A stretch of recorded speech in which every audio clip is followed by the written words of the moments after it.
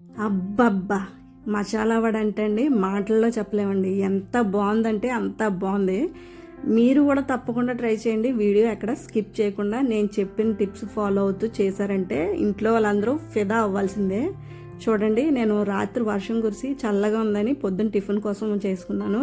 మీరు సాయంత్రం చేసుకోవాలనుకుంటే మార్నింగ్ నానబెట్టుకోండి. 1 కప్పు శనగపప్పు అండి, పచ్చిశనగపప్పు, 1 కప్పు పెసరపప్పు అండి.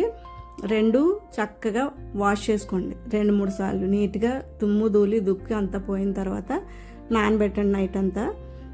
మార్నింగ్కి ఇలా చక్కగా నానిన తర్వాత నేను మిక్సీ జార్లో వేస్తున్నానండి. మిక్సీ జార్లో బరగ్గా ఆడుకోండి, మెత్తగా ఆడొద్దు. అప్పుడు వాళ్ళు చాలా బాగా వస్తాయి అన్నమాట, క్రిస్పీగా. నేను ఇంకెలాంటి శనగపిండి ఏది వాడలేదు. 1 ఆనియన్, 1 మిర్చి, 1 అల్లం ముక్క, కొంచెం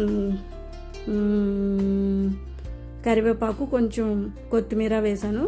అవి బాగా ముక్కలు కట్ చేసుకొని పక్కన పెట్టుకున్నాక చూడండి, పిండిలో ఫస్ట్ నేను సాల్ట్, జీలకర్ర, తర్వాత ఏదైతే కట్ చేసి పెట్టానో అవన్నీ వేసి, తర్వాత సాల్ట్ వేసి అన్నీ బాగా కలిపిన తర్వాత లాస్ట్లో వేసానండి 1 టీ స్పూను అల్లం వెల్లుల్లి పేస్ట్ వేసాను.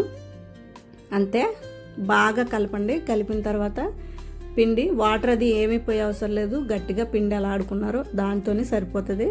చూడండి, నేను చేతితో చేస్తున్నాను, చేతితో ఒత్తి చూపిస్తున్నాను. అయినా కూడా వాళ్ళని చాలా షేప్ అవుట్ అవ్వకుండా చక్కగా నీట్గా వచ్చాయి. మీకు కనుక బిగినర్స్ అయ్యి ఉండి మీరు చేయలేము అనుకున్న వాళ్ళ కోసం కవర్ చూపిస్తున్నాను. అలా కవర్ను బయట నుంచి ఏదైనా వస్తువులు తీసుకొస్తాం కదండి మనం మార్కెట్ నుంచి, అలాంటి ఒక కవర్ తీసుకొని శుభ్రంగా కడుక్కొని పక్కన పెట్టుకొని కట్ చేసుకొని ఉంచండి. తర్వాత నేను ఆయిల్ పెట్టుకొని ఆయిల్ హీట్ అయిన తర్వాత ఉప్పు వేసానండి. వళ్ళు అనేవి ఎక్కువ నూనె పీల్చకుండా ఉండడం కోసం. చూడండి, వళ్ళు అనేవి నేను చేతితో ఒత్తిని ఫస్ట్ బ్యాచ్ వేసాను, చూపిస్తున్నాను. చూడండి ఎంత బాగా వచ్చినాయి. వెంటనే కలపొద్దు, వళ్ళు వేసిన వెంటనే కలపకండి, అప్పుడు విరిగిపోతాయి. ఇలాగా కాస్త కలర్ వచ్చిన తర్వాత 2 వైపులో టర్న్ చేసుకుంటూ గోల్డెన్ బ్రౌన్ కలర్ వచ్చేంత వరకు చక్కగా వేయించుకోండి. చూడండి, చూస్తుంటేనే ఎంతో టెంప్టింగ్గా ఉన్నాయి కదా. నిజంగా మాటల్లో చెప్పలేమండి, ఎంత బాగున్నాయంటే ఇంటిళ్ళ పాతి చక్కగా తినేశారు. మీరు కూడా తప్పకుండా ట్రై చేయండి. ఎలా వచ్చిందో కామెంట్ చేయండి. ఫస్ట్ బ్యాచ్ నేను వచ్చిన తర్వాత దాన్ని మళ్ళీ టిష్యూ పేపర్ మీద వేసాను. మీరు చెక్ చేయొచ్చు, అక్కడ నూనె అనేది అసలు లేనే లేదు.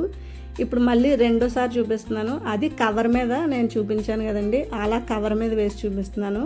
అది కూడా సేమ్ అలాగే వచ్చింది. ఇంకా కవర్ మీద దానికంటే నేను చేతితో చేసినవి ఇంకా బాగా వచ్చినాయి. మీరు గమనించండి వీడియోలో. మీకు కూడా ఎలా వచ్చింది అనేది నాకు కామెంట్ చేయండి. చూసారు కదా పైనుంచి ఎంత క్రిస్పీగా ఉన్నాయో. నేను గీచి చూపిస్తున్నాను, సౌండ్ అనేది మీకు రాదు.